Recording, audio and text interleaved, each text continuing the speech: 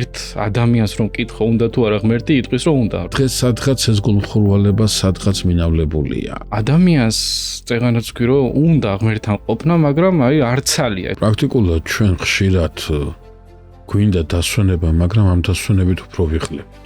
თელი წმინდა წერილი ყველა განმარტებით ტელეფონში გაქვს, მაგრამ სხვა რამეს ეძებ ტელეფონში. რატო უნდა ვიარო, რატო უნდა მივიდე წირვაზე, რატო უნდა დავიცვა მარხვა? ღმერთმა ამისთვის ხო არ შექმნა მარტო ადამიანი, რომ იშრომოს, დაიძინოს, მე ისევ იშრომოს, დაიძინოს. ანუ თავარი ხო მარადიულობა და მარადიულ პერსპექტივაში ღმერთთან ყოფნა.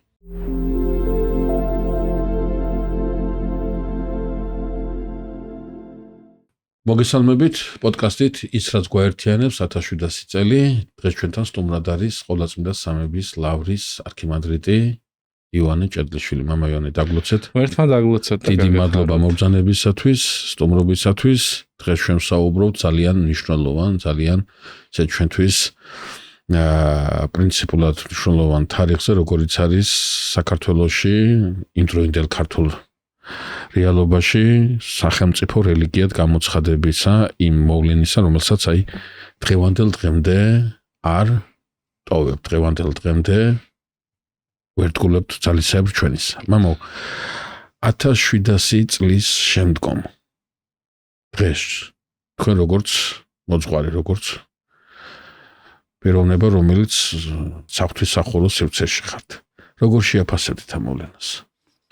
1700 წლის შემდგომ, რა თქმა უნდა, დღევანდელი დღე ბევრად უფრო კარგია, ვიდრე თუნდაც 50 წლის წინ იყო, როდესაც საბჭოთა ათეიზმი მძვინვარებდა და დღევანდელი დღე მოიტანა ჩვენმა პატრიარქმა, სრულიად საქართველოს კათოლიკოს პატრიარქმა ილიამ მეორემ, ხომ 50 წლის განმავლობაში 60 ქულო ღვაწლი გასწია და ის წმინდა ნინოს ჯერ კიდევ ანდრია პირველწოდებულის შემოტანილი სარწმუნოება, წმინდა ნინოს მიერ განმტკიცებული სარწმუნოება კიდევ ხელახლა გამოაცოცხლა პატრიარქმა და დღევანდელ დღეს რასაც ხედავთ მრევლს, სამღვდელოებას, ეპარქიებს, სწორედ ღვთის ძალიან დიდი წყალობაა და ეს წყალობა ჩვენი პატრიარქის მიერ მოგვივლინა ჩვენ და დღეს რომ ესე აღნიშნავთ ამ 1700 წლის თავსაც უიმისოთ სამწუხაროდ ხორციელად, მაგრამ ზეცაში ხაროს ამ ყველაფრის ჩვენი პატრიარქი მის მიერ არის მოტანილი ესეც რომ დღეს ჩვენ აქ ვსაუბრობთ, იმიტომ რომ არა ის არ ვიცი ჩვენი სარწმუნოების ბედი როგორ განვითარდებოდა. სხვაგვარად რო ვთქვათ, ეს 1700 წელი არ ჩამცხრალა, ეს მოვლენა 1700 წლის წინანდელი მოვლენა არ ჩამცხრალა, მაგრამ გარკვეულწილად საჭირო გახდა მისი გახსენება, ხო? რა თქმა უნდა. ანუ ჩვენ რაღაცა გავაკეთეს ისეთი, რომ დავიწყების პირას იყო ეს და გასახსენებელი გაგვიხდა. რა თქმა უნდა, ამ 1700 წლის განმავლობაში ჩვენმა ქვეყანამ ძალიან ბევრი ტკივილი გადაიტანა, დაპყრობები გადაიტანა, ცდილობები რომ გაურჯულოებულიყო ძალიან ბევრი ადამიანი შეეწირა თუნდაც 100,000 მოწამე ამ ყველაფერს და სწორედ მათ მოგვიტანეს ეს ყველაფერი და ჩვენმა პატრიარქმა კი ეს ყველაფერს გვირგვინად მოგვცა ეს ყველაფერი, დღეს ამ ყველაფერზე ესე ვსაუბრობთ. ამან როგორ ფიქრობთ, როდესაც ვსაუბრობთ ამ მოვლენაზე და თან ვამბობთ, რომ იყო ძალიან ბევრი სულიერი ჩავარდნები, იყო ძალიან ბევრი ტრაგიკული მოვლენები, იყო სამწუხარო მოვლენები. ეს ყველაფერი ალბათ დღევანდელ დღემდე რო გადმოვიტანოთ, ერთ ძალიან მნიშვნელოვან რამეს უნდა გაუსვათ ხაზი, რომ 1700 წლის შემდგომ ისევ ქრისტიანულ ერთობაზე საუბარი და ამ პრობლემაზე ფიქრი რაღაცა პასუხისგებლობის წინაშე გვაყენებს ალბათ, ხო? რა თქმა უნდა, ჩვენი ერის ისტორია,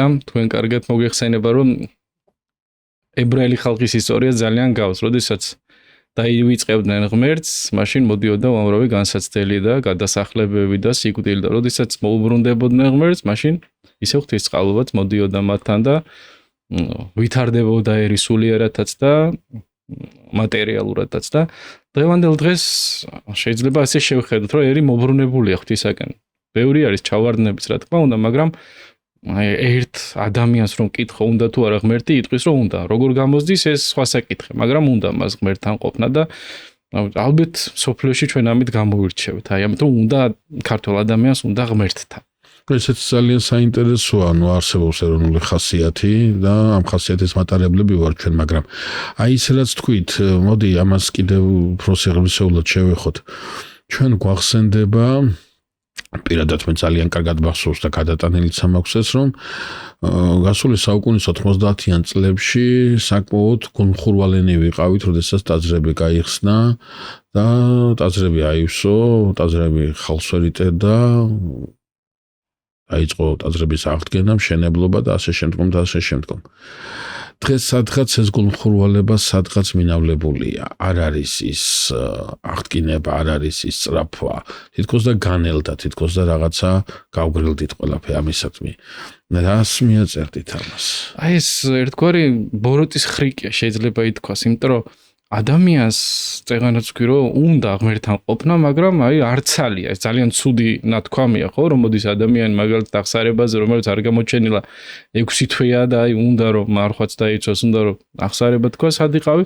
არ მეცალა, აი ჩამოთვლის რაღაცებს და პასუხს ეუბნები რომ ღმერთისთვის არ გცალია, ანუ ხო ესე გამოდის ჩემი პასუხი რომ თუნდაც იმ კვირა დღეს საათნახევარი მაქსიმუმ 2 საათი მიხვიდე წირვას და ეს რომ ეზიარო და ამბობ რომ არ მცალია, ხო როგორი გართულებული დამოკიდებული, იმიტომ რომ მთელი კვირის განმავლობაში ადამიანი თუ შვილის მოვლა, თუ სამსახური, 1000 საზრუნავი და მისი ტვინი ფიქრობს რომ ერთადერთი დღე კვირა არის, რომ აი დაისვენოს, აი არასწორი დამოკიდებულება, მაგრამ მაინც ღმერთის სურვილს რო ხედავს, მე ამაში აქედან უფრო უყურებ, რომ აი უნდა ამ ადამიანს რომ მობრუნდეს და სადღაცას მობრუნდება. მახარებს ახალგაზრდაობაში ესეთი სურვილი. ახლა ჩვენთან სამებაში რომ მოხვიდეთ კვირას, უმეტესობა ახალგაზრდობა მოდის, რომ მთელი კვირა დადიან სკოლაშიც, უნივერსიტეტშიც, მაგრამ კვირასაც მოდიან რომ ეზიარონ და ეს ძალიან მახარებს მე. ანუ კვირა არ ღლით. ხო, მთელი კვირის განმავლობაში არ იღლებიან იმის, ანუ უფროსები უფრო იღლებიან ვიდრე მოუხარიათ. და როგორ ფიქრობთ, ეს იმით ხო არ არის გამოწვეული, რომ მაინც აი ამ მათ მშობლების თაობას უწევს ზრუნვად ბევრ რამეზე ფიქრი და მართლა მთელი კვირის განმავლობაში ვიღლებით, ფსიქოლოგიურად, ემოციონალურად ვიღლებით, უბრალოდ ძალიან ვიღლებით ყველაფრით. და რაღაცა ძალიან თითქოს და ბუნებრივია, რომ მოდი რა ერთი დღე მაგდა დავისვენებ რა. აი ზუსტად აქ არის ის პატარა ნიუანსი, რომ ღმერთთან მისვლით კი არ დაიღლები, ის ახალ ენერგიას მეიღებ, რომელიც კიდევ მთელი კვირა უნდა გაყვეს და უფრო მეტად წარმატებულად გაივლის ის დღეები, როდესაც შენ კვირა დღეს, პირველ დღეს დაიწყებ ღმერთთან ურთიერთობით, ხო? მადლიერებით. პირველ რიგში ხო, წირვა ხო, მადლიერების მსახურება, ევქარისტია და აი ეს გვავიწყდება, ხო? ხშირად გავიგონებთ, რომ აი უმადური ადამიანები არ გვიყვარს ხო ადამიანებს და ჩვენც უმადურები გამოვდივართ თუ მადლიერების მსახურებას ვაცდენთ, ხო? ყოველ კვირას, ხო? რამდენჯერ შეიძლება ადამიანმა, ხო? ყოველ კვირა შეიძლება ეზიარო თუ მოემზადები ადამიანი და ეს არის მადლიერების მსახურება და მადლიერების მსახურებაზე არ მისვლა, ერთგვარი უმადურება გამოდის და გვინდა თუ არ გვინდა უმადურები ხდებით ამ ყველაფერს. ხო, საინტერესო რა არის მამა ივანე, ისე თქვენ ძალიან მნიშვნელოვანი რამე თქვით, რომ პრაქტიკულად ჩვენ ხშირად გვინდა დასვენება, მაგრამ ამ დასვენებით უფრო ვიღლებით. ხო. აი ეს კულტურა სხვათა შორის არ არის შემთხვევითი რა, ეს მდგომარეობა ვინაიდან დასვენებას ხშირად ვეძახით რაღაცა ყოველდღიურობისაგან განტვირთვას, ეს შეიძლება ასეც იყოს ნამდვილად, მაგრამ აი ეს განტვირთვა ხშირად უფრო დიდი ემოციონალური დაღლის ქვეშ გვაქცევს. შეიძლება ერთობით, შეიძლება რაღაცა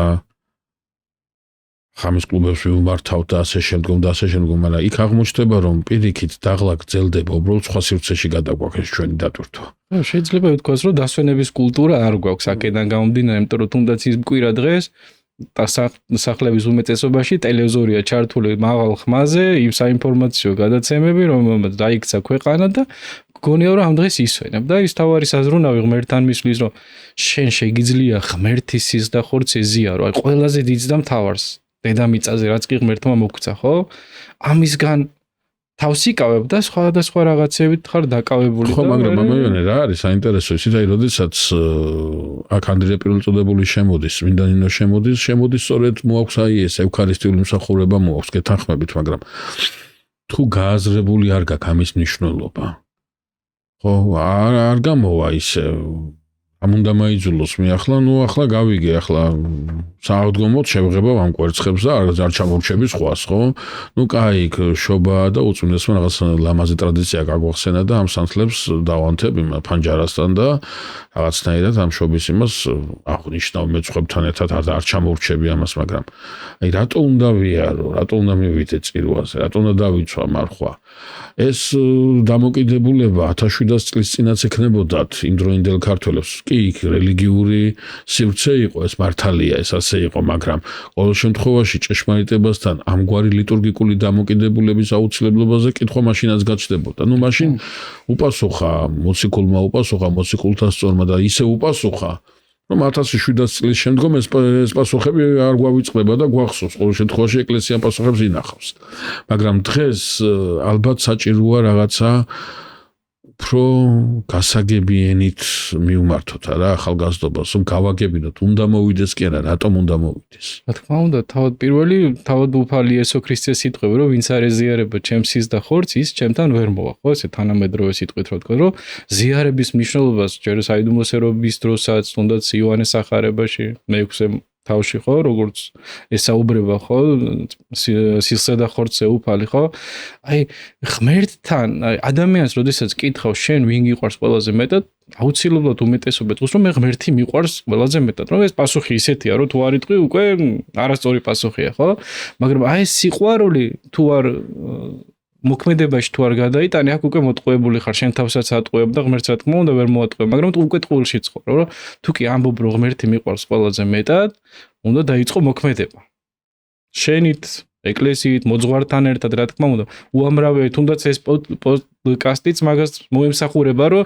როდესაც მოგვისმენენ ახალგაზრდა იქნება თუ უფრო ხანშესული ადამიანი ალბათ რომ მოისმეს ამ პოდკასტს უნდა თქვას რომ მე ავიდე ახსარება თქვა ვეზიარო მარხვა დავიწვე ძალიან მნიშვნელოვანია 1700 წელი თუ ამას ვაკეთებთ ხო მე თუ ეს გავწყვიტე ჩემს თავმავლობასაც ხო უწყვეტ ამ ყველაფერს და მე აღარ ვარ ამ ჯაჭვის ერთ-ერთი რგოლი მე ვწყვეტ აქედან ამ ჯაჭვს და უკვე არასწორად ვიქცე უკვე ეს მომეკითხება კიდეც ხო ღვთის წინაშე ხო ზოგადად აი შიშს რო უნერ გამენხომე ადამიანს ღმერთი დაახჯის ან რაღაც ეს ცოტა არასწორი დამოკიდებულება პირიქით ღმერთი რო სიყვარულია ჩვენს გამო რო ჯვარზე გაეკრა აი ესეც საყვარელ ღმერთთან ღმერთზე გვაქვს საუბარი და ესე ძვირფას და საყვარელ ღმერთთან უნდა მივიდეთ აი მაინც რაღაცნაირად ადამიანების გონებაში ეს შიშები არის ჩანერგილი თუნდაც აი ძალიან ხუმრობით ვიტყვი რომ აი ნათლიები დგანან მოუნათლეთ ბავშვი და ეუბნები რომ ხო აქვს სანთლები ანთებული ჩააქრით სანთელა პირველი რასაც აკეთებს მოქმედება რომ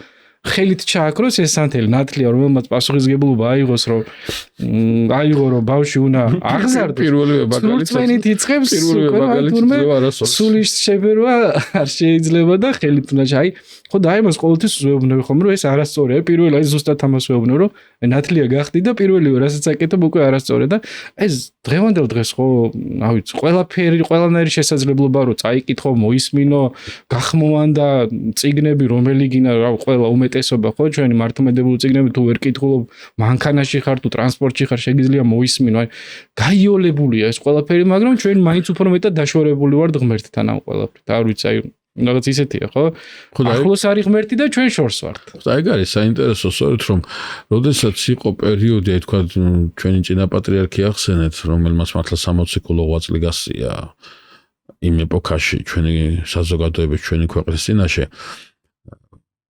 ძალიან რთულად ვცელდებოდა ლოცვები იყო ამის საფრთხესმეტყველო ლიტერატურა იყო ხელითაც კი ხდებოდა გადაწერა სად იყო ეს საშუალებები ახლა საშუალებების მეტი რა არის მაგრამ არ არის ის გულხურვალება არ არის წმინდა წერილი ყველა განმარტებით ტელეფონში გაქვს მაგრამ სხვა რამეს ეძებ ტელეფონში და სხვა რამეც გაქვს იმასთან ბევრი სხვა რამეც გაქვს ანუ აქ ალბათ საუბარი ამასთან დაკავშირებით მაინც ადამიანმა უნდა აირჩიოს რა არის მთავარი მისთვის ზოგადად ჩვენს ხალხს აი დისციპლინაც აკლია რომ რაღაცაში პასუხისგებლობით მოეკიდოს აი ხა ევროპული ღირებულებები ჩვენთვის როგორი ის ფასეულია ხო სწორღირებულებებს გულისხმობ თუნდაც ამერიკული ღირებულებები და წლების წინ რამოდენიმე მოდელი პროგრამით ვიყავით წასული ამერიკაში და პროგრამის სახელი იყო სახელმწიფო და რელიგია. ანუ 20 დღის განმავლობაში გავეცანით ურთიერთობა როგორი იყო სახელმწიფოს და რელიგიის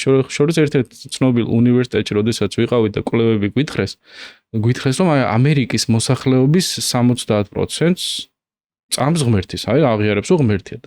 აქედანო 30%-ო ყოველ კვირა ესწრება მსახურებას და მეორე 30% ორ კვირაში ერთხელ მაინც. ეს 10 მილიონობით ადამიანზეა საუბარი, ხო? არ ვამბობთ, რომ რომელ რელიგიაზე, სხვადასხვა რელიგიებზე საუბარი. ჩვენთან ეს პროცენტი ალბათ, რა ვიცი, გაცილებით დაბალი. იმიტომ რომ ადამიანთა, რა ვიცი, 90% თulis რომ მართლმადებელი ქრისტიანია, მაგრამ აი ყოველ კვირა რო წირვას ესწრებოდეს, ან ორ კვირაში ერთხელ წირვას ესწრებოდეს, ალბათ შეიძლება 5%-იც არ იყოს. ეს ძალიან სამწუხაროა. ამიტომ თქვენ ძალიან საინტერესო თემას შეეხეთ და რატომ? და რას გულისხმობ მე? ჩვენ ოდესაც საუბრობთ იმაზე, რომ ქართულმა ერთობამ მიიღო ქრისტიანობა, ეს ძალიან მნიშვნელოვანი დეტალია. ჩვენ უნდა ხაზი გაუსვათ იმას, რომ ამ ერთობამ აღიარა რაღაცა რელიგიური დოქტრინები კი არა. არა, ესეც აღიარა თავისთავად ცხადია, ჩვენ ვართ ეკლესია ღვთისმსხლობით, სადაც ერესი როგორც ასეთი არ დაფიქსირებულა, ხო? ესე ძალიან მნიშვნელოვანია. არა მარტო დოქტრინები აღიარა, არამედ აღიარა ცხოვრების გარკვეული წესი და აზროვნების კონკრეტული ფორმა. ანუ ისი თქმა მინდა მე რომ აი ჩვენ არ გვაქვს რაღაცის კულტურა, გასახსენებელი გვაქვს და აღსაგზენი გვაქვს რაღაცა კულტურა. ეს ყველაფერი იმაზე მიუნიშნავს, რომ დღეს ჩემთან ქრისტიანობა არის დოქტრინალურ დონეზე და არა ცხოვრებისა და ღირებულებების დონეზე. თქვენ ძალიან მნიშვნელოვანი რამე თქვით, რომ მე რო ქრისტიანი ვარ, მე უკვე ვიცი, რომ თავისუფლება აბსოლუტურად სხვა კატეგორიაა და არა ის, რასაც დღეს თავზე მახვევენ. როდესაც საუბრობ ქრისტიანობაზე, მე ვიცი, რომ დამოკიდებულება სახელმწიფოსა და რელიგიას შორის უკიდურესად ჯანსაღია. მიუხედავად იმისა, კონფესიურია საზოგადოება თუ სეკულარულია სახელმწიფო. ეს ძალიან, ანუ ნამდვილი ქრისტიანობა იმას, რასაც თქვენ ახლა ხას უსვამთ, ხო?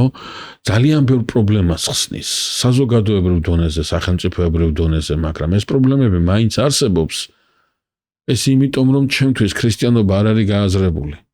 რომ მე ქრისტიანობას ვხედავ რაღაცა რიტუალების დონეზე, არა აზროვნების დონეზე, არა ცხოვრების ფორმის დონეზე, არამედ რაღაც რიტუალების დონეზე, ხო?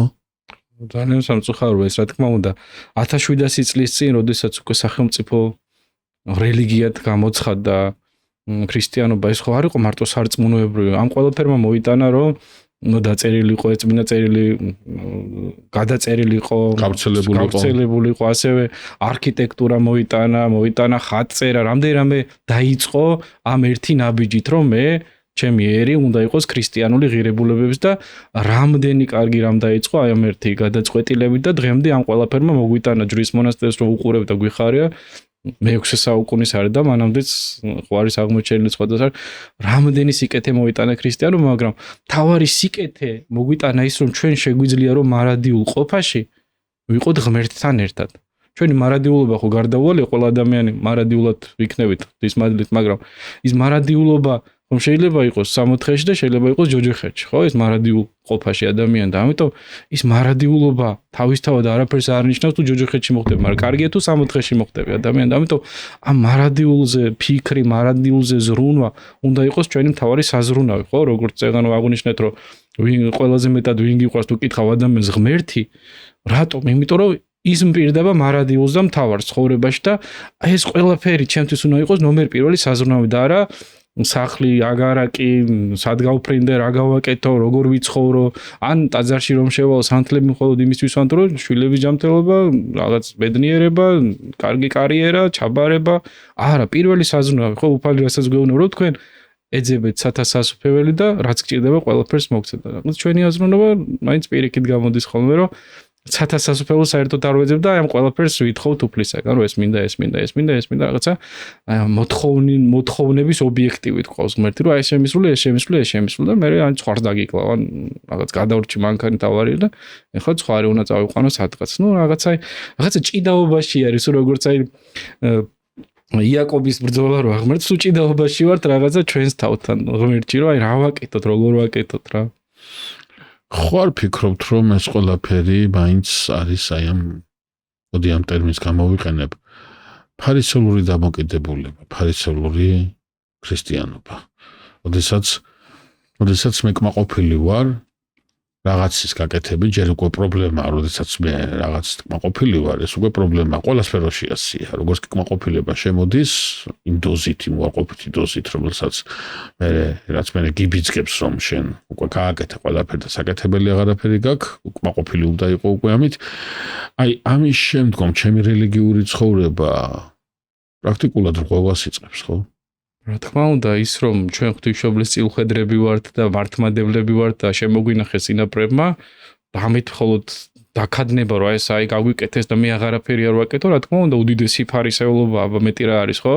რომ შენზე ეს ვერანაირად ვერ მოქმედებს. ესე იგი, არასწორად მოიტანეს შენამდე ეს ყველაფერი, შენ თითქოს აი ღვთისმშობლის წილხედრი ვართ, მართლმადებელი ვართ, არ გვიღალატია და მე შემიძლია მარტო სადღეგრძელოს დონეზე სუფრაზე თქვა მართლმადებლობის სადღეგრძელო, მეორე სადღეგრძელო თქვა პატრიარქის სადღეგრძელო და შემოვიფარგლო ჩემი მთელი ქრისტიანობით, აი ამ ყველაფრით არანაირი მარხვა, არანაირი აღსარება, არანაირი ზიარება, და ხშირად ყოფილა ხოლმე რომ აი არაფერი ცოდვა არ ჩამიდა, კაცი მე არ მომიკლავს და არ მიმუშა დანარჩენი ხა კი ყველაფერი, მაგრამ ეს ისეთი არაფერი არ არის, დამოკიდებულება ხო აი ჩვენ სამწუხაროდ ძალიან ბევრგან შევსწრები ვართ ამ ყველაფერზე, რა თქმა უნდა, ანუ თავმომწონეობა შენი სარწმუნოებით, რომელიც საერთოდ არ არის სარწმუნოება და შეიძლება კერპსახურებაც იყოს, ხო? ხატი ჩვენთვის დიდი სიწმინდეა, მაგრამ შეიძლება ადამიანმა კერპად აქციოს ხატიც და ადამიანიც, ხო? რამდენი ვიცით, რომ ადამიანი გაუკერპებიათ ადამიანებს და იმ ადამიანსაც მე მოუთხოვია ძალიან ხოლისება. კი, ახო არის ესეთი გამოთქმა, ბავშვზე არის, მაგრამ ყველაზე შეიძლება გადავეტანოთ, რომ ბავშვი არ გააკერპა თორემ გაიზრდება და თაყვანისცემას მოგთხოვს. დიდზეც შეიძლება იგივე რომ გააკერპებენ ადამიანს და ის მართლაც ამ ყველაფერს ითხოვს მე ადამიანებისგან ამ ყურადღებას. მამაიონე, რა მინდა, იცით, აი ეს თემა რომ კიდე გავაგრძელოთ, ძალიან საინტერესო დეტალი არის რა. თქვენი გამოცდილებაც აქ ძალიან მნიშვნელოვანი იქნება. როდესაც წმინდა ნინო შემოდის ქრისტიანობის სახელმწიფო რელიგიად აღიარების წინ ხდება კერპების ხრევა.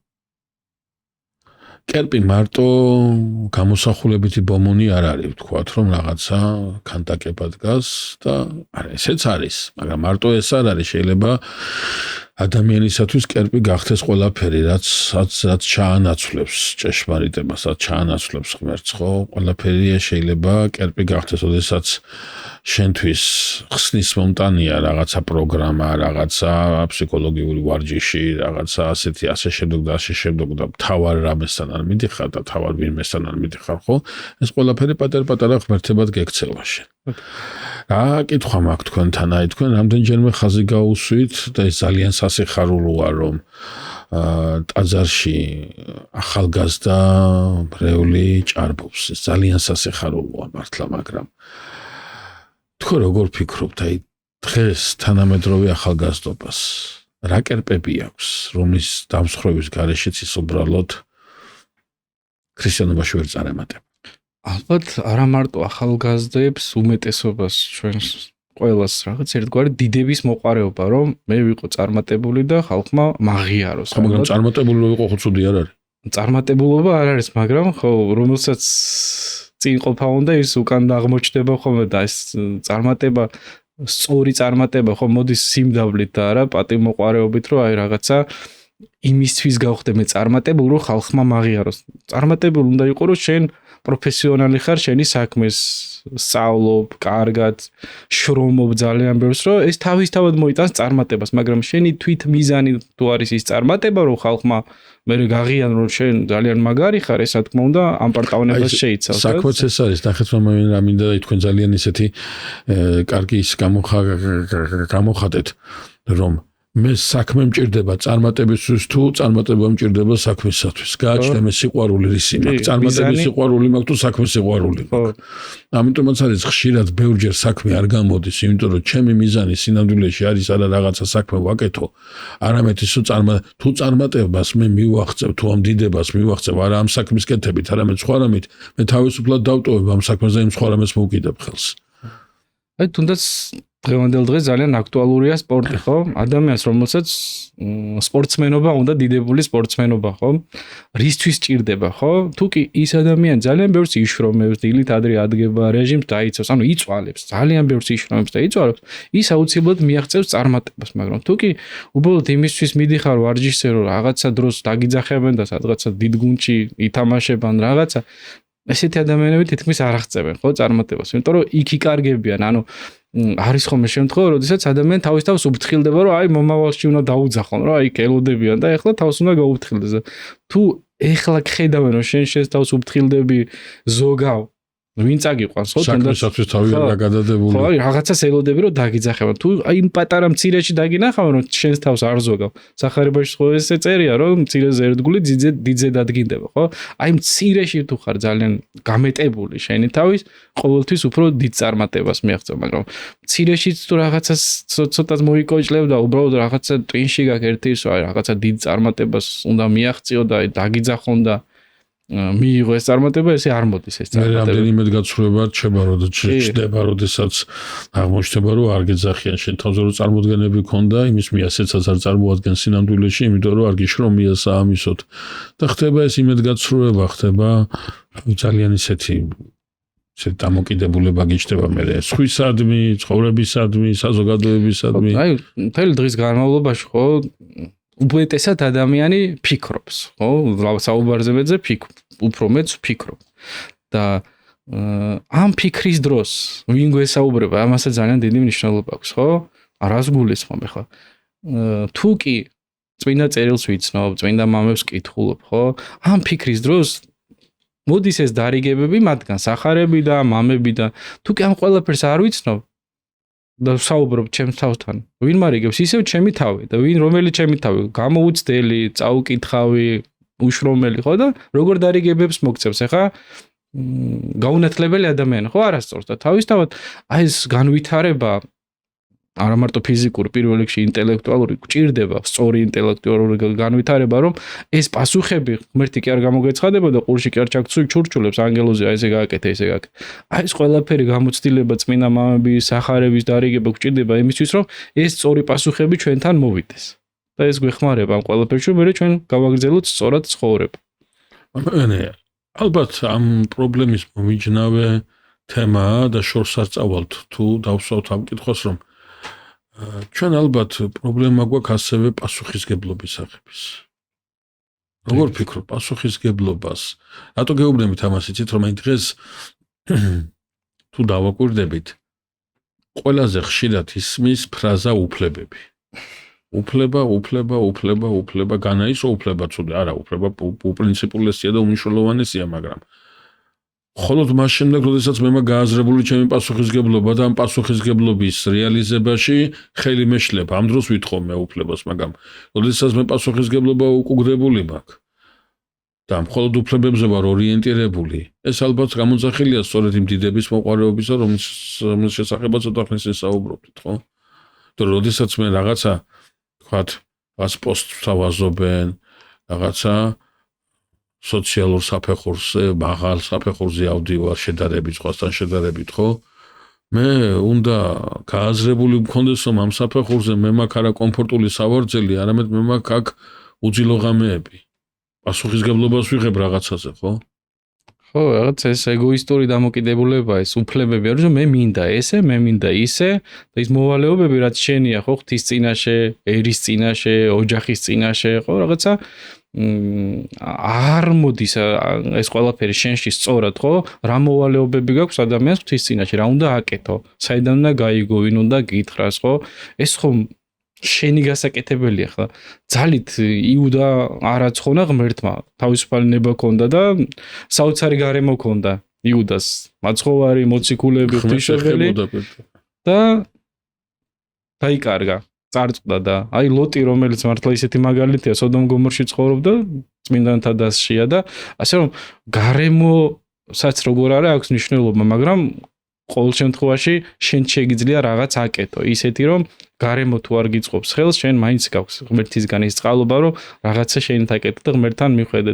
საუბრის დასაწყისში ხო, თუნდაც იობი რო ვახსენეთ, ხო, მარტო დარჩა ადამიანი, ყველა მიატოვა, მაგრამ ღმერთი არ დაკარგა და ღმერთმაც მერე უდიდესი წყალობა მისცა მას და აქედან გამომდინარე ეს ჩვენი ყოველდღიურობა ძალიან მნიშვნელოვანია რომ ღმერთთან იყოს კავშირში ესეთი გამოთქვა არსებობს რომ შენ არ ხარ ის რასაც შენს თავზე შენ ფიქრობ არც ის ხარ რასაც შენზე ფიქრობ ხარ ის რასაც მთელი დღის განმავლობაში ფიქრობ შენ ხო ან ძალიან მნიშვნელოვანია ჩვენი ფიქრის მთელი დღის ფიქრი რას შეიცავს პირველ ადგილზე რა არის მეორე ადგილზე რა არის აი ძალიან მნიშვნელოვანია რომ ჩვენს ფიქრებს ჩვენს აზრებს მივაქციოთ ყურადღება თავარი საზრუნავი რა არის უნდა იყოს რა თქმა უნდა ღმერთი პირველ რიგში რომ ღმერთისგან ყველაფერი მოგეცემა მერე და თუ კი შენ თავარი საზრუნავია რომ დილით გახვიდე სამსახურში მოხვიდე დაღლილი რაღაცა ელემენტარული ისე დაიძინო ისე სამსახურში ღმერთმა ამისთვის ხო არ შექმნა მარტო ადამიანი რომ იშრომოს დაიძინოს მე ისე იშრომოს დაიძინოს ან თავარი ხო მარადიულობა და მარადიულ პერსპექტივაში ღმერთთან ყოფნა ალბათ ყველას აქვს ძილის წინ თუნდაც ერთი წუთი რომ დაფიქრდეს ხო აი თქვათ ყოველდღიური დაღლილობა თავისაშვება და ამას ვერ გავექცევით ეს 100-ად უნდა იყოს რაღაც ასეთ მაგრამ ის რომ მე ფიქრის დრო არა მაქვს ამას ალბათ ვერ ამივერეთებს ახლა ზანეთ ბატონი გურამ დოჩენაშვილი გამახსენდა მეც და ყველას მისი ეს სიტყვები გაახსენდება და თვითონ ბატონი გურამის ცხოვრების ყოველდღიურობა ბოლო წლების განმავლობაში უახლოესი ურთიერთობა ჰქონდა თითქმის ყოველდღიური თითქმის 80 წლის ასაკშიც კი ადამიანი დილის 5 საათზე დგებოდა ლოცვებს კითხულობდა უზარმაზარი მოსახსენებელი ქონა ცოცხლების და მიცვალებულების და შემდეგ 8 საათის განმავლობაში მუშაობდა წერდა აი მთელი დღე მუშაობდა და 80 წლის ასაკში ხო არავინ აიძულებდა ხო არ ქონა სამსახური რომ ვიღაცას ეთქო რომ შენოს უნდა აკეთო აი ეს არის აი ამიტომ არიან ესეთი ადამიანები განსაკუთრებულები რომ არავინ არ გაიძულებს და ამ ყველაფერს აკეთებ და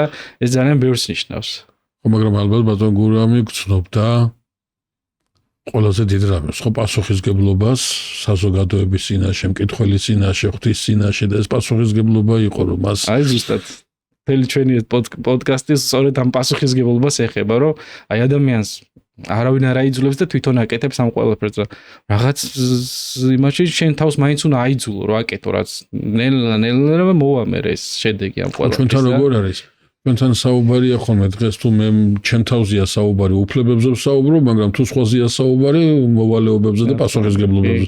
აი ეს გვაქვს ალბათ შემოსატრიალებელი, ალბათ 1700 წლის წინ გაკეთებულმა ნაბიჯმა, გადადგმულმა ნაბიჯმა, რომლის შემდგომაც ჩვენ გვაქვს ბევრი ვარდნები, ბევრი ისა რა ქვია, წელში გამართვის და წამომართვის პერიოდები, ხო? ალბათ სწორედ ამ წელში წამომართვის პერიოდებს წინ უძღვის სწორედ ამის გააზრება, რომ რას აკეთებ შენ კი არა, რას ვაკეთებ მე. რა თქმა უნდა, სხვა ვერ შეჭამს შენს მაგრად საჭმელს. რამდენიც არ უნდა ჭამოს სხვა, შენ ვერ გაძღები ამ ყველაფრით, ხო? და დღევანდელ დღეს რო თითქოს გერთულება ქრისტიანული ცხოვრება, აი 14 წლის იყო ხო დაახლოებით წმინდანი რომ წამოვიდა ამ ხელა მისიით ჯვრით ხელში საქართველოში და საათ ხო რა მდგომარეობაში იყო ქვეყანა და ამ ხელა ძალა უნდა ქონოდა პატარა ბავშვს ღვთისმშობლისა რომ ეს ყველაფერი გაებედა და მისი თანხლები ადამიანები ამ ხელა დევნას განიცდიდნენ ხო ამ ყველაფრით და მოდის 14 წლის ბავშვი და ამ ხელა საქმეს იწყებს და აკეთებს და ხო როდესაც დასრული ადამიანი ხარ და ძალიან მნიშვნელოვანია კიდე ეს პასუხისგებლობა საიდან დავინახოთ იცით ძალიან ბევრი ადამიანი იქადნის ხოლმე მე 10 ნათლული მყავს, 17 ნათლული მყავს, 30 ნათლული მყავს და თითოეული ნათლობის დროს და ჯერ კიდევ როდესაც თვითონ მოინათლა მართლმადიდებლად, იქ ხო პირობებს და აღთქმებს რომ შეუდგები ქრისტეს, შეუდგები, ანუ იცხოვრებ ქრისტიანულად, ვიცხოვრებ, ხო? კაცი რომ კაც პირობას აძლევს. ხო უნდა შეასრულოს და თუ არ ასრულებს ცუდი სახელი გვია ხოლმე ამ პირობის შეუსრულებლობას და აი საკურთხევლის წიროდ გახარ ადამიანი და ჯერ რო ინათლები მე სხვას რო ნათლავ და ეს გიხარია რომ აი მე ამდენი ნათლული მყავს და ამდენჯერ რომ დადე პირობა ღვთის წინაშე რომ შეუდგები ქრისტეს და არ ასრულებ ამ ყველაფერს ეს პასუხისგებლობა ხო მოგეთხოვება როცა იქნება და ის სიყვარული თუ არ გაქვს ღვთისა შიში ხო მაინც უნდა გაგიჩნდეს შენი პირობების გამო რომ აი ეს ყველაფერი რო თქვი მე ტაძარში საკურთხევლის წინ როდის უნდა დავიწყო ამ ყველაფრის შესრულება ხო უნდა დავიწყო როცა იქნება, იმიტომ რომ მე ეს ღმერთს უკვე უთხარი რომ აი ღმერთო, მოვდივარ შენსკენ. და რატომ არ მოდიხარ? მაგრამ მამა იონე არაკომფორტულია ვისთვის ახლა აი ამ პირობების შესრულება. კომფორტული არის უფრო რაღაც მარტივად, რაღაც რელიგიური რაღაცეები, იქ ვარც შეღებავს, იქ რაღაცას სანთელს დაარჭობს, კენტი უნდა იყოს ის საუცილებლად და ყვაყოფილი იქნება. ხო და ეს არის რა ის პირობები რომ დადეღმერთთან, ხო იცი რომ ეს როცა იქნება, აი როგორ მოგვიახლოვდა სიკვდილი, აი თუნდაც აი ამ ერთი თვის განმავლობაში დღე არ გავა რამოდენიმე ადამიანი თუ ავარიით თუ რაღაცა თუნდაც ნარკოტიკით არ გარდაიცვალოს ხო და აი ჩვენი თავი გუგონია ხო მარადიულად ჩვენ ეს ყველაფერი არ შეგვეხება ხო და მამები გვარიგებენ რომ ისე უნდა იცხოვრო თითქოს ეს შენი ცხოვრების ბოლო დღე ყოველი დღე ხო და აი ამ ყველაფერს ეს ყველაფერი გვესმის 1000 ჯერ გაგვიგია მაგრამ ვიწყებ ოღონ დღეიდან არა ხვალიდან ან ზეგიდან და როცა იქნება იქ და ეხლა ეს მარხვა არა და მერე მარხვას შევეცდები. ნუ აი რაღაც ის არის, მაგრამ მაინც ახლა სულ ნეგატიური არ გამოგვივიდეს, ხო ძალიან ბევრი ისიც არის, რომ ძალიან ბევრი ადამიანს უნდა ხომ თუნდაც ერთი კვირა წავიდეს მონასტერში, ორი კვირა წავიდეს. რა ეს სურვილებიც ბევრია და დიდია, რომ რაღაცა მაინც შეეხონ ღმერთს და ესეც მუშაობს. რა ესეთი ადამიანები, ხო, ვისაც ეს უჭირს აღსარება, ზიარება. ეს სურვილი მაინც რომ აქვს, რომ წავიდეს, უნდა წავიდნენ მონასტრებში, თუნდაც ერთი კვირა, ორი კვირა და იმ ცხოვრების წესით იცხოვრო და რაღაცით რაღაცა განწმენდაც ხდება. და ის პასუხისგებლობის იმას ჩადგომაც ხდება, რომ ჩამოდიხარ ცოტა ხანს ყოფნის, მე ისე ალბათ უნდა წახვიდე. რელიგიური ნოსტალგიის გამოხატულება ხო არ არის რაღაც ერთი კვირა მონასტერში მინდა და ასე. ესეც არის, მაგრამ ჩვენ მაინც უნდა გამოვიყენოთ ესეც, ხო, კარგად, რომ აი უფალი ხო ადამიანის იმ ცუდთვისებასაც კი სასარგებლოდ იყენებს ხოლმე ადამიანისას, რომ მაინც იმას გამოადგება მომავალში. ისე თქვა მინდოდა, რატო შეგეკითხეთ და თქვენი პასუხი საკითხიდან მოდის, სწორედ რომ რაღაცა ძალიან მცირედიც კი საკმარისი ხდება ძალიან დიდის გასაკეთებლად. ეს ხო სიმბოლო არ არის მარტო, ეს ხო რეალობა 1700 წლის წინ. ის უძლური გოგონა, რომელიც შემოვიდა ჩვენთან საოცარი დიდი ძალით. რაღაცა ისეთი ძალით საუკუნეებმა გაუძლო. ხო, ახ შეიძლება ვიღაცამ რაღაცა გააკეთოს და ორ სამთავობაში აღარც ახსოვდეთ. არამსო 1700 წელი მთელმა ერმა და მთელმა საზოგადოებამ შეინახოს, ხო? აი, ძალიან საინტერესო ის არის, ხოლმე ყოველთვის ამას ყურადღებას ვაქცევ, კედლის მხატვრობაში ფრესკაზე არის გამოსახული ხოლმე აი სასწორი სამჟავოს წინაშე და დევს აქ ცუდი საქმეები, დევს კარგი საქმეები და ცუდი საქმეები ბევრია. კარგი საქმეები ცოტა, მაგრამ გადაწონილია ეს ცოტა, მაგრამ კარგი. ესე უყურებს უფალი ამ ყველაფერს. ხო, ანუ ეს სიკარგი, ანუ რატო ისე თქვა მინდა, ხანდახან არის ხოლმე რომ აი რაღაცა ჩვენ თვითონ ვართულებთ ამ სიკარგის გააზრებას, იმიტომ რომ გვაქვს ეს სულიერი სიზარმაცე, გვაქვს ეს უპასუხისგებლობის დიდი დოზა, გვაქვს ეს დიდების მოყვარეობის დიდი სურვილი, დიდი ნება და ეს ყველაფერი რაღაცნაირად ჩრდილავს. ამღრევს ხედვას, იმ ნამდვილი ხედვას, იმიტომ რომ აი მაცხოვარი გვეუბნება ასეთ სიტყვებს, რომ სან ჭეშმარიტი და ჭეშმარიტება მან განთავისუფლო თქვენ და რისგან მან თავისუფლებს ჭეშმარიტება. მან თავისუფლებს ყველაზე მნიშვნელოვანი საკითხი, მან თავისუფლებს აი ამ ღირებულებითი, ამ აზროვნებითი დეზორიენტირებისაგან. ძალიან მნიშვნელოვანია, რომ აი როგორც სხვადასხვა სექტები ხედავენ ხოლმე წმინდა წერილში სათავისოდ რაღაცებს, სამწუხაროდ შეიძლება იყოს მართლმადიდებელი და საშენოთ დაინახო, რაზეც ახლა ვსაუბრობთ, ხო? თუნდაც ის რომ პირველი ავაზაკი კვლელი 1000 საშინელების ჩამდენი შედის 64-ში, შეიძლება მართლმადიდებელმა ქრისტიანმა გაიაზროს, რომ კი ბატონო, აღსარებას ჩავაბარებ 80 წლის რო გავხდები და მე გაგვიგია ხო ასეთი რამ არ არის უცხო არავისთვის არც ერთი ადამიანისთვის, რომ ესე ფიქრობს სამწუხაროდ ადამიანთა რაღაცა კატეგორია, რომ აი აღსარებას როცა იქნება ჩავაბარებ და აი ზუსტად ეს არის წმინდა წერილის არასწორად აღქმა და გამოყენება, ხო, რომ პირველი რატო შედის, ხო, ავაზაკი 64-ში 2 არის იქ და 1 შედის, ხო, იმიტომ რომ სინანული მოასწრო, არაფერი სხვა სიკეთე არ გაუკეთებია იქ და რაღა უნდა გაეკეთებინა, ხო, ჯვარზე, მაგრამ ის თავარი არის სინანული და რამდენი სიკეთეც არ უნდა ქონდეს თუ რელიგიური თუ არარელიგიური გაკეთებული, თუ კი ეს ყველაფერი ამ პარტავნებას ჩაგაგდებს, ხო, ეს მეზვერე და ფარისევლის იგავი ძალიან მნიშვნელოვანია, მარხულობ, ლოცულობ, სიკეთეს ვაკეთებ, მაგრამ იმან რომელმაც თავი დახარა და ზევითაც არ იყურებოდა ის გამოვიდა უფრო მეტად გამართლებული. ასე რომ ჯერ სამწუხაროდ არაკეთებ ბევრ ამას და კიდე რასაც არაკეთებ კიდე იმით რომ იქადნო ჩემი წინაპრები, ჩემი მართლმადიდებლობა, აი ჩვენ 1700 წელი არ გვიღალატია სარწმუნოებისთვის, მაგრამ შენ თუ აღსარებას არ ამობ, არ ეზიარები, არ მარხულობ, ღვთისმსნებებს არ იცავ, კარგი ღალატია შენ პირადად უკვე ღალატობ ამ 1700 წელს. პირადად ერთი ინდივიდი ღალატობ ამ ყველაფერს, თორე ერთს რა თქმა უნდა არ უღალატია და მოვიტანეთ და კიდე გაგრძელდება, მაგრამ შენ რას აკეთებ ამ 1700 წელს მერე? ვინ ხარ? აგრძელებ ამ ჯაჭვს რაც მოგიტანეს თუ არ აგრძელებ, უბრალოდ მოგწონს ის წინა ჯაჭვები. ახლა აქაც იგივე დეტალია რომ აი აქ თვითკმაყოფილება კარგად გრძნობ თავს, ეგერ ჩემი მეზობელია და ის ილოცებს და მეც ყოველ შემთხვევაში მაგ დროს ალბათ მარტო ამ პრობლემას არ ეხება, მაგრამ ეს შესაძაც აი მონანულ ლავაზაკებს საუბრობთ და ხშირად უთქვამთ ხოლმე ჩემთვისაც რომ არ გჯერა რომ ადამიანის ცვლილება შეიძლება მოხდეს და მოუტანიათ ეს მაგალითი მონანული ლავაზაკის მაგალითი და ეს ძალიან ხშირად დემაგოგიასაც უკავშირდება ვინაიდან ავაზაკის ცვლილებაზე როცა ვსაუბრობთ ამ ცვლილებას ჯვარი ახლავს თან ეს ავაზაკი ჯვრის გარეშე თუ წარმოიდგენ ეს უკვე დემაგოგია მე როგორ არ მჯერა ცვლილების მჯერა მაგრამ ჯვრის გარეშე არ მჯერა ხო ალბათ მაცხოვარს გვერდებს ორივე ავაზაკი შენ ხარ და შენ რომელს აირჩევ შენს თავში რომელს განავითარებ ამაში ასაკი ორივე ჯვარზეა ორივე შენშია ორივე შენშია ორივე ავაზაკი შენშია და შენ რომელი ავაზაკი ხარ როდესაც ცვლილებაზე გაქვს საუბარი ამ ცვლილების მიღმა დევს რაღაცა ძალიან დიდი, ძალიან მნიშვნელოვანი რაღაცა ტანჯვასთან წინ ნაყარი, არა ფიზიკურთან, მარტო შეიძლება ეს სულიერი ტანჯვა იყოს, ხო? შეიძლება აი დღეს ვკითხულობდი რომ როდესაც სხეულის რაღაცა ნაწილი ტკივა, იტყვი რომ აი ტკივა, ხელი ტკივა, მაგრამ როდესაც სული ტკივა, იტყვი რომ ვიტანჯები. და ეს უკვე ჯვარცმა.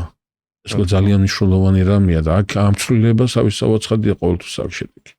მაგრამ როდესაც თქვენ თქვენს არ იყოს უპასუხისგებლო და ამბობ რომ მოვა დრო და ახლა მე მივალ და შევიცვლები უბრალოდ არ იცნობ შენ თავს არ იცნობ ადამიანს და არ იცნობ ის აი სულიწმინდის გმობა რომელიც ადამიანს არ მიეტევება რა არის ხო ღმერთის გმობაც კი მოიეტევება ადამიანს თუ ის მოინანიებს და შეინანებს რამდენი წმინდანი ვიცით რომ რაღაც კერპსახური ან არასწორი ცხოვრება და მე წმინდანი გახდა რომ ანუ შენ რომელმაც ამდენი პირობები დაუდე ღმერთს და არც ერთი არ შეასრულა და არ იცხოვე ქრისტიანულად ეს არის ხო ღვთის გმობაც და საკუთარი თავის გმობაც და ეს ამას მიყავ ხარ ჯუჯუხეთში და ადამიანი ხო რომელიც არ მონათულა არაფერი არ გაუკეთე ხო აი ეს პასუხისგებლობა არ აუღია ხო რაღაცით შენზე უკეთეს მდგომარეობაშია ამის გამო რომ შენ მოინათლე პასუხისგებლობა აიღე და არ გააკეთე და მე ამით ღმერთი და იმას არ უგმია ხო და ეს არის ქრისტიანისთვისაც ხო სულიწმინდის გმობა რომ შენ გქონდა იმის შესაძლებლობა თუნდაც ერთხელ გეტყვი რომ შენ მინდა უფალო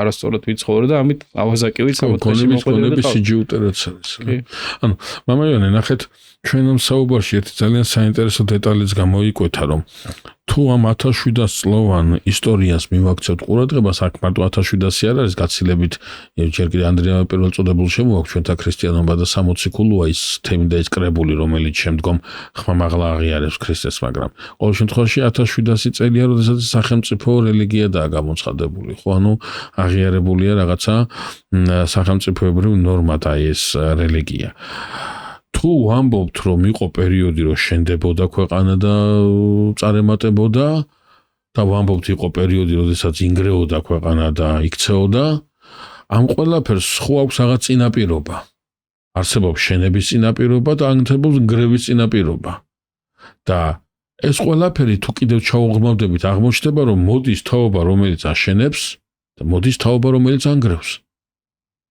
რატო უნდა მოვიდეს თაობა რომელიც ანგრევს? რატო რა უნდა დამაწყებინოს გრევა? ხო სწორედ აშენებულის გრევა რა უნდა დამაწყებინოს? თანგრეულის აშენება რა უნდა დამაწყებინოს ამას კიდე ავხსნი. მაგრამ უკვე აშენებულის და უკვე გამშვენებულის გრევას ატო ვიწყებ. რატო მოდის თაობა რომელიც იწყებს გრევას? თუ კი რაღაც ძველ აღთქმას რომლის პედაგოგიც თქვენი ყავით წლების განმავლობაში ჩემი გადავხედოთ სწორედ ეს არის ხო? რაღაცა კარგი მთავრდება და იქვე ცუდი იწყება, ხო? იყო სოლომონი ამხელა მამა და უცებ შვილი, რომელიც არასწორად იქცევა. იყვნენ იაკობი, იოსების შვილები ყველა, რომლებმაც ესე ღმერთი შეიტანეს და უცებ სადამდე მივიდნენ, რომ 400 წელი როგორ მონობაში მოუწიათ ყოფნა და როგორ სინანულამდე მივიდნენ, რომ ისევ დაბრუნებულიყვნენ, ხო?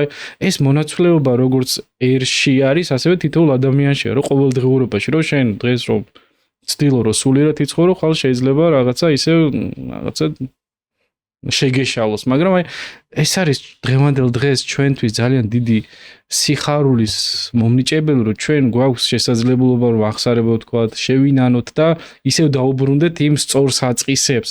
რა ძალიან მარტივია დღეს ადამიანმა ეს ყველაფერი აკეთოს. შეიძლება სხვა დროს არ იყო ესეთი ფუფუნება, რომ 2000-მდე მოდელია საქართველოში და შენგან ერთი თქმა რომ ცოდვილი ადამიანი ვარ რა, მაპატია ღმერთო ჩემი ცოდვები და ის შენდობის ლოცვა, ხო რამ ხელმისაწვდომობის არის, რომ ისევ რაღაცა კარგ საწყის დაუბრუნდე თუ კი და სხვა შემთხვევაში ხა თავმომწონეობრო ბიბლიაზე პირადიც და განმარტებ ციტირებ რაღაცა განმარტებებს, მაგრამ არ აღიარებ საეკლესიო საიდუმლოებებს, არ აღიარებ მოდელს, რადგან ეს ყველაფერი ხო პირიქით წარსაწმედელად მოგეცემა ეს ყველაფერი შენ არის. ალბათ თაობა რომელიც იწყებს გრევას, ივიწყებს რაღაცას. ამიტომაც იწყება გრევის პერიოდი, ხო? აი საინტერესოა ახლა დავფიქრეთ რომელ პერიოდში ვართ ჩვენ ვაშენებთ თუ ვანგრევთ თუ რაღაცა გაჩერებული ვართ ჩვენ აშკარად კიდევ მივაქცევ ყურადღებას თქვენს აბსოლუტურად მართებულ მითითებას რომ ჩვენმა წინმა პატრიარქმა ყველაფერი გააკეთა იმისათვის რომ შენების პროცესი დაწყებულიყო ხო და ამის დაუნახაობა არ შეიძლება ვიღაცას არ უნდა დაინახოს ეს მისი კერძო პრობლემა. ის არ შენებდა და მე ინდივიდი ვაშენებ თუ გაჩერებული ვარ თუ არა თქვენი კითხვა კიდეც არ გრძელდება მამა იონე რომ მადლობა ღმერთს რომ ჩვენი დღევანდელი პატრიარქი მის უწმიდესობა შეომესამე უბრალოდ იმ გზას აგრძელებს აბსოლუტურად ზედმიწევნით და 60 ქულო 8 წლიც მის მოწმიდესობამ ილია მეორემ გვაჩვენა, გვასწავლა და ამ გზაზე მიდის მის უწმიდესობა შეომესამეც. და თქვენ ახსენეთ რომ ახალგაზრდები ჭარბობს ტაძარში, რომლებიც აღსარებას ამბობენ. ამავდროულად თქვენ ახსენეთ რომ ისინი ისმენენ რაღაცა ძალიან მნიშვნელოვანს და ამაზე ფიქრობენ. ეს ყველაფერი მიმითითებს იმაზე, რომ მოდის თაობა, რომელიც ამბობს, რომ 1700 წლის მერე მე აი ამ ნანგრევებიდან კვლავ უნდა აღვადგინო რაღაცა ისეთი, რაც 1700 წლის წინ დავიწყე. სახელმწიფოებრივი აღიარების კვალობაზე. როგორ ფიქრობთ? აი დღევანდელი ახალგაზრდა თაობა გაჩერებულია, გრევას იწყებს თუ მშენებლობას იწყებს? აუნიშნოთ ისიც რომ ძალიან დიდი ბრძოლაც მოდის ამ თაობებთან, ხო? ეს არის თამაში, აზარტული თამაშები, ნარკომანია, სიძვამრუშობა, ეს ყველაფერი, ხო, აი 1000 ახლა მშობელი, რომელიც შვილს ზრდის, რაღაცა შეიძლება ვთქვათ, რომ აი 10% არის მისი ეს წილი მის აღზრდაში, რადგან ის ტელეფონში, სკოლაში, საზოგადოებაში, ხო, საერთოდ სხვა ინფორმაციებს იღებს და თუ ბავშვი გაგეპარა ამ ტელეფონში, ხო, მხოლოდ ცუდ ინფორმაციას, ცუდში გულისხმობ რაღაცა მანკიერ ინფორმაციებს იღებს და ამ ყველაფრით ეს ზიანდება და აი ეს დიდი ბრძოლები თავისთავად ძალიან ბევრია, ხო? რამდენი ნარკომანი ყავს ჩვენს ქვეყანას, რამდენი აზარტომანი ჩეპყრობილი ადამიანი ყავს ჩვენს ქვეყანას. აი რასაც ვამბობთ, რომ ჩვენ ვცდილობთ რომ ვაშენოთ და ამ დროს 50,000 შეიძლება 100,000 აბორტი კეთდება ამ ქვეყანაში ყოველწლიურად, ხო? აი რაღაც ამ ჭიდილში ვართ, რომ თითქოს კარგასაც ვცდილობთ, მაგრამ მე პირველ ადგილზე ვართ, რაღაცა ალბათ 2021-ში იყო კვლევა მსოფლიოში აბორტის ოდენობით. ამ ერთსულ მოსახლეზე, ხო? აი რაღაცა იმიტომ ვსაუბრობთ ესე, რომ პასუხი ვაშენებთ თუ ვანგრევთ, რაღაცა მაინც ვერ გავცემთ პასუხს, იმიტომ რომ ვცდილობთ რომ ავაშენოთ პატრიარქმა 50 წელი დაუღალავად იშრობმა პატრიარქის შიოც ამ ყველაფერს ცდილობს და გააგრძელებს ამ ყველაფერს, მაგრამ მე ერთი ადამიანი რას ვიზავ, როგორ მოვიქცევი ამ ყველაფერში აუყვები მას თუ რაღაცა ტაშ დაუკრავ და მაინც ჩემი ცხოვრებით გავაგრძელებ ნარკომანით, აზარტული თამაშით თუ სხვა იმით ცხოვრებას. საინტერესო რა არის, მამა იონე, რომ ყველა საუქს როგორც პირადი, ასევე უცხადესი გამოცდილება, მაგალითი რა საშინელ მდგომარეობამდე მიდის ეს ყველაფერი. ნარკომანის ცხოვრების პერსპექტივა არის აბსოლუტურად საშინელი. ლუდომანი ჩეპყრობილი ადამიანის პერსპექტივა არის აბსოლუტურად საშინელი. ანუ ეს იმიტომ კი არა მე არ გამომიცდი არა სამის უპირობო მაგალითებითებს. უგამონაკლისო მაგალითებითებს. მაგრამ რაღაცნაირად ადამიანი ამას ვერ ეშვებს, ვნებაა, ხო? და ამ ნებისგან განთავისუფლება არის უწინარესი საზრუნავი ჩვენი საზოგადოების და ასევე ჩვენი ეკლესიის. ეკლესია ძალით ვერ იძალათებს ვერავიზე და ძალით ურებით ვერ გამოიყვანს კაზინოდან იმ ახალგაზრდას, რომელიც აი ამ ჭაობშია მართლა ჩაფლული. რა თქმა უნდა და ეს ძალიან დიდი პრობლემაა ახალგაზრდობაში, რა თქმა უნდა, იმიტომ რომ თან რა არის კიდე პრობლემა, ხშირ შემთხვევაში როგორ ხდება ხოლმე ადამიანი ამ პრობლემებით მოსული თუ ნარკოტიკით, თუ აზარტული თამაშით. უმეტეს შემთხვევაში ყველაფერი იწყება თუნდაც ერთი ჭიქა ლუდით. ანუ ხშირ შემთხვევაში თუნდაც ლუდომანის პრობლემა ის კი არა რომ მას თამაში უნდა, აი ეს ერთი ჭიქა რომ დალია და რაღაცა მოეშვა და მოდუნდა, ხშირ შემთხვევაში უფრო მეტად სასმელია ხოლმე. თავი და თავი ყველაფრის და აი აქედან იწყებს ხოლმე ხშირ შემთხვევაში ადამიანი თავს, მერე წააგებს, მერე ამის გამო სტრესი აქვს, რაღაცა უნდა გააფუჭოს, მერე ისე უნდა დალიოს, მერე ისე უნდა ითამაშოს და ეს ჯაჭვი გრძელდება ესე დაუსრულებლად, სანამ რაღაცა აი კოლაფსამდე კლდე აი გადაჩეხვის პირას არ მივა ადამიანი და მერე თავისთავად რამდენი სამწუხაროდ სუიციდიც ვიცით ამ ყველაფერთან გამომდინარე. ძალიან ხშირად ნარკოტიკული ზემოქმედების გამოც და აზარტული თამაშებიდან გამომდინარე. სტრესები რაც არის რა. ხო ეს ყველაფერი მარტო ვერ დარეგულირდება სიტყვაზე ვთქვათ, მამა ივანე, ხა კანონმას თავისი საქმე უნდა გააკეთოს თავისთავად, ხადი ამის უგულებელყოფაც არ შეიძლება, მაგრამ მარტო ამის დონეზე, მარტო ამის იმედად დარჩენა აბსოლუტურად გამორიცხულია. რატო ამას თქვენ მოძღვარი ბრძანდებით და უხერხულად თუ არ გამომივა ჩვენი ურთიერთობა მაინც გულისხმობს იმას, რომ თავისუფლებას მივცემეს გითხრათ, რომ ჩვენ უნდა კეთილი ვინებოთ და ვისაუბროთ არა იმაზე, რომ სიტყვაზე ვთქვათ, ნარკომანია ცუდია, ლუდომანია ცუდია, არამედ უნდა ავხსნათ, რატომ არის ნარკომანია ცუდი და ლუდომანი. ანუ უნდა ამის მექანიზმები ვაჩვენოთ, ამისი შინაარსი, ამისი შიდა მხარე უნდა ვაჩვენოთ. მარტო იმისი დეკლარირება, რომ ეს ცუდია, ხო? შედეგს ამ ყოველ შემთხვევაში დღეს შედეგს არ გამოგვიტანს, იმიტომ რომ დღეს ძალიან ადრე შეიძლება არსებობდა როგორ არა, მაგრამ ამდენად ხელმისაწვდომი არ იყო.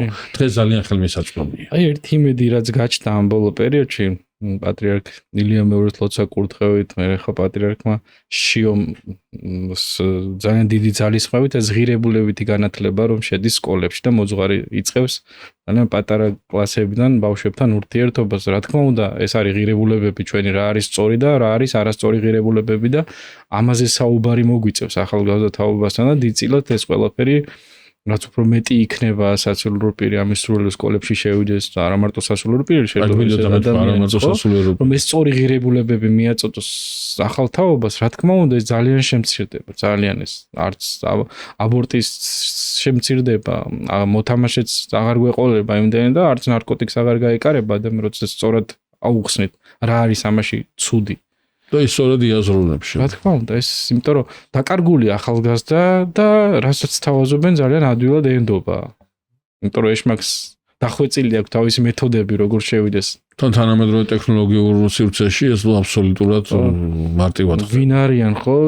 თანამედროვე ახალგაზრდობის რაღაც კუმირები ბჭყალებში ხო? როგორი ადამიანები რომლებიც რაღაცა სიშიშვლით, ან ნარკოტიკით, ან რამდენი ესეთი ცნობილი ადამიანი თვითონ გარდაიცვალა, მე რომლებიც სხვებისთვის კუმირები იყვნენ ნარკოტიკით ხო და ესეთი ადამიანები პირდაპირ თუ ირიბად ხდებიან მაგალითები თუ კი ისაკეთებს ამ ყველაფერს და ესეთია, მეც ვიქნები მისი მსგავსი. ამაზე უფრო არანაკლები საშინელება ის არის, რომ ასეთი ცხოვრებით მაცხოვრებელი ადამიანები პოპულარულად განან და ჭკუას ასწავლიან, არიგებენ რა არის კარგი და რა არის ცუდი, ამას განსაზღვრავენ და ხდება ამის პოპულარიზაცია, ხდება ამის პროპაგანდირება, რომ ადამიანი, რომელიც აბსოლუტურად არაჯანსაღი სულიერი ცხოვრებით ცხოვრობს და ფსიქოლოგიურადაც ძალიან მძიმე მდგომარეობაშია, ის დგას და საუბრობს იმასთან დაკავშირებით, როგორია კარგი ცხოვრება და როგორია ცუდი ცხოვრება. რა თქმა უნდა, წმინდა მამები პირველ ადგილზე სათნოებებში აყენებდნენ გამრჩეველობას, რომ არჩევდე